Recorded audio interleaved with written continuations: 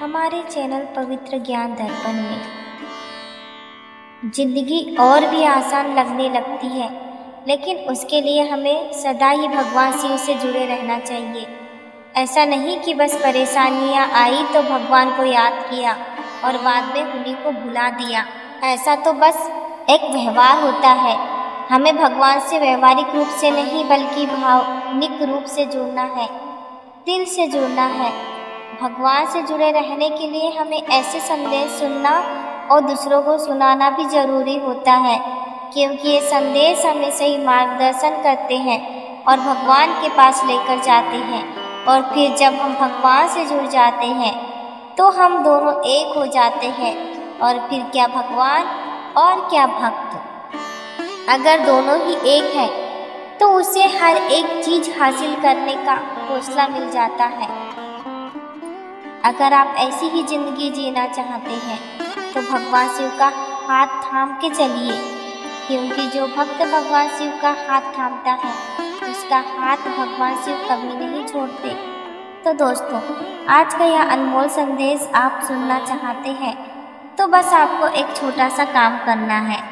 आपके सामने भगवान शिव के 3 फूल दिखाई दे रहे हैं, तो उनमें से बस एक फूल आपको चुनना है और आपके लिए जो संदेश है वह सुनना है।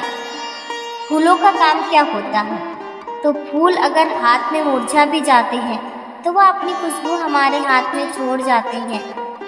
और यही निस्वार्थ भावना जो फूलों में है वही हम इंसानों में भी आ जाए तो हम भी उन फूलों की तरह भगवान के हृदय के पास रह सकते हैं। क्योंकि आपने देखा होगा भगवान शिव के गले में बहुत ही सुंदर सुंदर फूलों की मालाएं होती हैं। अरे अरे, उन फूलों का तो भाग्य है जो उन्हें वह स्थान मिला। अगर हमें भी भगवान के हृदय में स्थान चाहिए तो हमें भी फूलों की तरह निस्वार्थ भाव से भगवान की सेवा करनी चाहिए, उनका नाम लेना चाहिए। तो दोस्तों, आपने अपने लिए फूल चुना होगा तो मैं संदेश भी सुनाती हूँ। अब जिन्होंने 3 नंबर का फूल चुना है उनसे भगवान शिव कहना चाहते हैं, तुम क्यों इतना परेशान होते हो? अरे तुम क्यों इतना परेशान होते हो?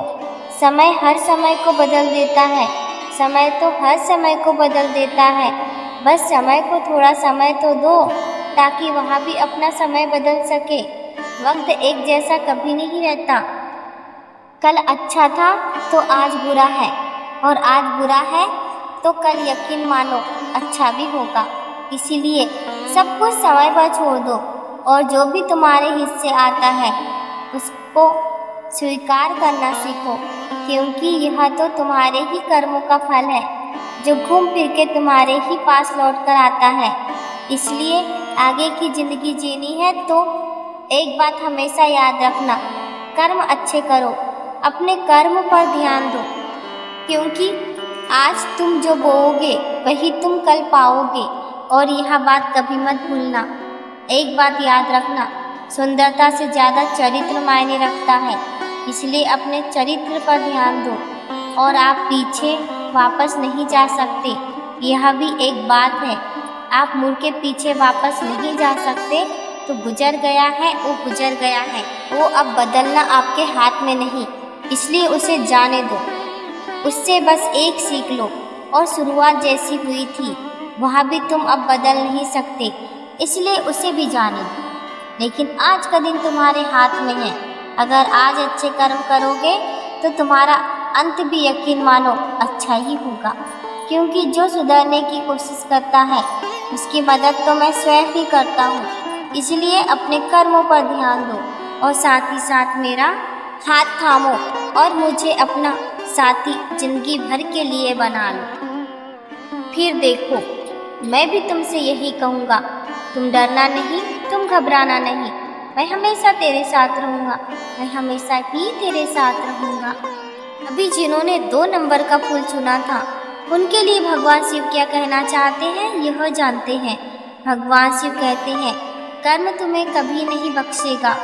यह बात हमेशा याद रखना।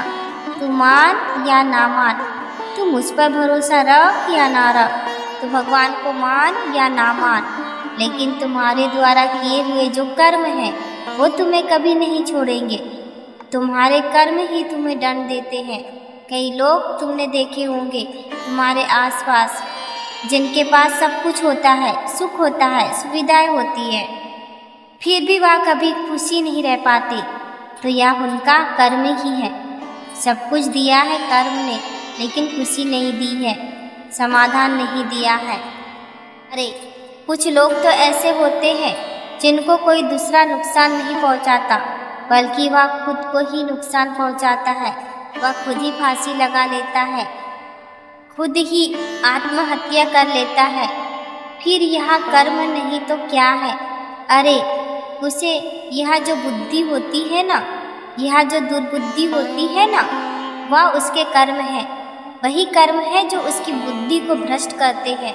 इसलिए कर्म हमेशा अच्छे रखो, धर्म के रास्ते पर हमेशा चलो और साथ ही साथ भगवान का नाम लो, भगवान का नाम जपो। फिर देखो यह भगवान भी तुम्हें ही जपेगा।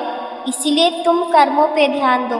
केवल भगवान ही तुम्हें इन सब बुरी बातों से दूर रख सकता है और शांति प्रदान कर सकता है। इसलिए मेरे बन के रहो, थोड़ी खुशी के लिए, थोड़ी वासना के लिए और लालच के लिए बुरे रास्ते पर कभी ना जाओ। बस अच्छे रास्ते पर जाओ, अच्छे कर्म करो और साथ ही मेरा नाम लो।